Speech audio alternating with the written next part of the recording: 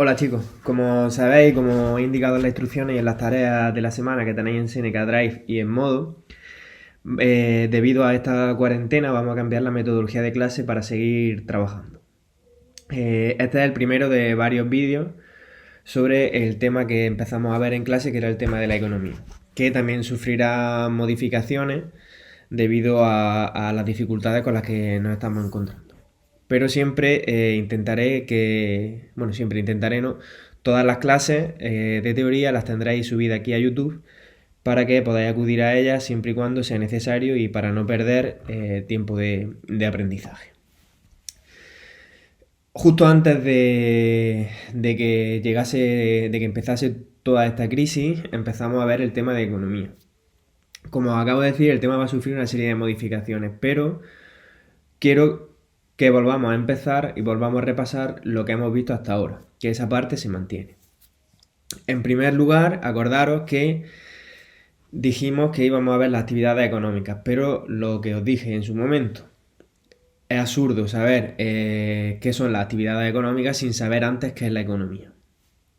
¿Qué era la economía? Pues decíamos que la economía era una ciencia social, acordaros que no era objetiva, por eso había distintos sistemas económicos que intentaban dar respuesta a determinadas problemáticas, pero ninguno respondiendo a ciencia cierta a estos problemas, ¿vale? Siempre hay, al ser una ciencia social y al no ser una ciencia exacta, siempre habrá interpretaciones y habrá distintas teorías. Por tanto, acordaros de que era una ciencia, pero no era una ciencia objetiva. Ahora bien, ¿qué intenta resolver la economía? Pues mira, intenta resolver, como vimos en clase, un problema básico del ser humano, que es que tenemos unas determinadas necesidades, pero para satisfacerlas disponemos de recursos limitados, es decir, recursos escasos.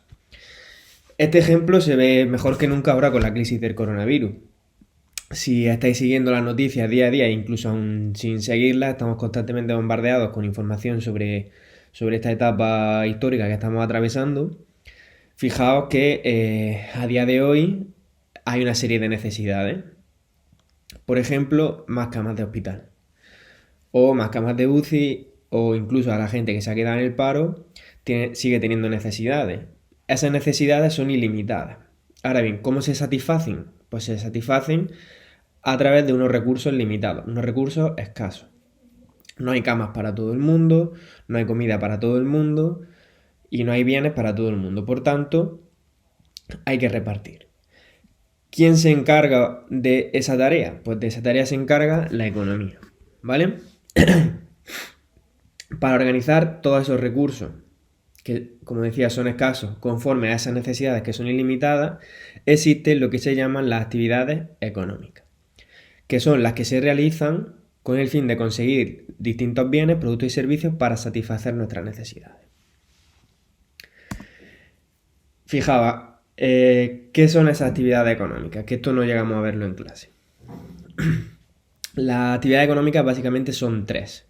Son producción, distribución y consumo. Producción consiste en generar bienes y servicios. Ahora bien, eso, por ejemplo, una fábrica donde se producen coches, donde se producen móviles. La siguiente actividad económica será la distribución, porque esos móviles fabricados tienen que llegar a un destinatario final que es el consumidor. ¿Cómo llegan? Pues a través de la distribución. Y por último está el consumo, que es la tercera actividad económica, que es lo que nosotros como consumidores hacemos, que es básicamente comprar los productos. Estas serían las tres fases de la actividad económica. Ahora bien, a su vez, como vimos en clase, estas tres fases o estas actividades económicas se componen de una serie de elementos. ¿Cuáles son? Pues mira, los bienes económicos, los factores de producción, los agentes económicos y los sectores económicos. Acordaos, como dije en clase, que es muy importante que todo este vocabulario lo dominemos prácticamente como el Padre Nuestro. Primero de todo, bienes económicos, ¿qué son? Pues son el conjunto de productos y servicios que hay en la actividad económica. Esos productos que primero se producen, luego se distribuyen y por último se consumen. Tenemos, por un lado, productos que son objetos obtenidos directamente de la naturaleza, por la fruta o el pescado, o transformados, como la ropa y las máquinas. Y luego tenemos los servicios, que son las actividades que desarrollamos los seres humanos para la sociedad, por ejemplo, la educación, el transporte o la sanidad. Acordaros de que había otros bienes que no se consideran económicos, ¿vale? Porque no son escasos y no están sujetos a un precio, ni están sujetos a la compraventa, como por ejemplo el viento o la lluvia. Mira, aquí tenéis, por ejemplo, un producto que sería un coche en su actividad económica de producción, y aquí tendríais dentro de esos bienes económicos un servicio, por ejemplo, una clase. Esos bienes económicos, acordaros que se podían diferenciar según su naturaleza, según su función y según su propiedad. Según su naturaleza, distinguíamos de consumo, que podían ser duraderos o no duraderos, y de capital, que eran los que servían para fabricar otros, como por ejemplo una excavadora. Teníamos también bienes clasificados según su función, podían ser intermedios, por ejemplo la lana producida por una oveja, o finales, la camiseta hecha con esa lana. Y por último, podemos clasificarlos según su propiedad entre privados, que pertenecen a la familia o a las empresas, y públicos, que pertenecen al Estado. Ahora bien, para elaborar esos bienes y esos servicios tenemos que usar una serie de elementos. ¿Cuáles son esos elementos? Pues lo que denominamos factores de producción. ¿Cuáles son? Mirad, distinguíamos, acordaros, tres tipos: recursos naturales, trabajo y capital. Los recursos naturales, primer factor productivo, son los elementos del entorno natural que el ser humano emplea para producir bienes y servicios, y que podían ser renovables o no renovables. Por ejemplo, aquí tenemos orgánicos, vegetales, minerales y demás. Luego teníamos el factor trabajo, que es el esfuerzo físico e intelectual que se realiza para producir esos bienes y servicios. El trabajo se suele dividir en autónomos o en trabajadores por cuenta ajena, asalariados, ¿vale? Que trabajan para un empresario. Y por último tenemos los factores de capital, que son todos esos elementos que son necesarios para producir los bienes y los servicios. Por ejemplo, para producir un móvil se necesita una empresa con una maquinaria, unas instalaciones, una financiación, ¿vale? Y esos bienes de capital pueden ser fijos o físicos, por ejemplo la maquinaria o las instalaciones, que es lo que se conoce como medios de producción, que acordaros, cuando vimos los sistemas económicos decíamos que estos medios de producción en el sistema capitalista son privados y en el sistema comunista son públicos. Y luego por último pueden ser también circulantes o financieros, ¿vale? Pueden ser pues los préstamos, las acciones, los beneficios de la empresa, etc. Ahora bien, en estas actividades económicas que acordaros eran producción, distribución y consumo, participan una serie de agentes. ¿Quiénes son esos agentes?